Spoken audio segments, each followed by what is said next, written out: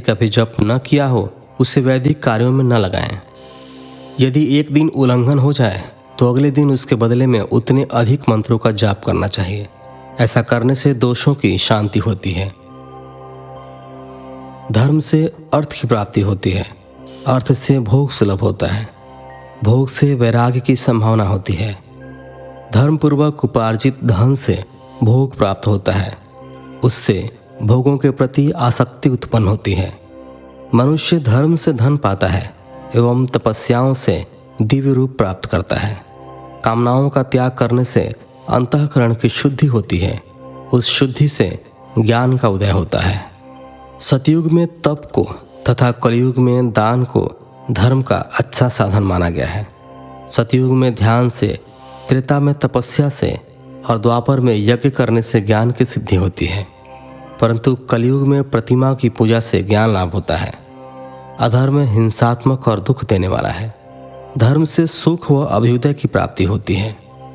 दुराचार से दुख तथा सदाचार से सुख मिलता है। अतः भोग और मोक्ष की सिद्धि के लिए धर्म का उपार्जन करना चाहिए।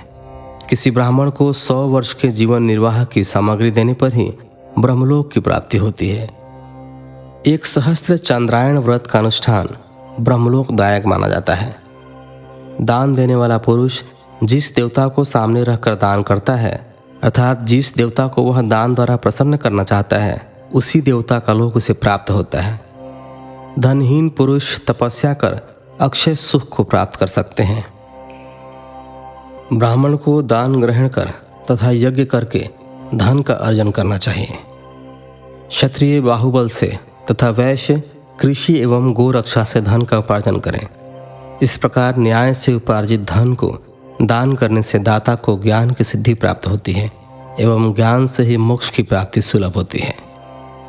गृहस्थ मनुष्य को धन, धान्य आदि सभी वस्तुओं का दान करना चाहिए। जिसके अन्न को खाकर मनुष्य कथा श्रवण तथा सद्कर्म का पालन करता है तो उसका आधा फल दाता को मिलता है।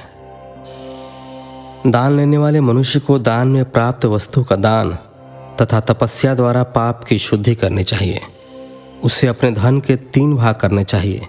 एक धर्म के लिए, दूसरा वृद्धि के लिए एवं तीसरा उपभोग के लिए।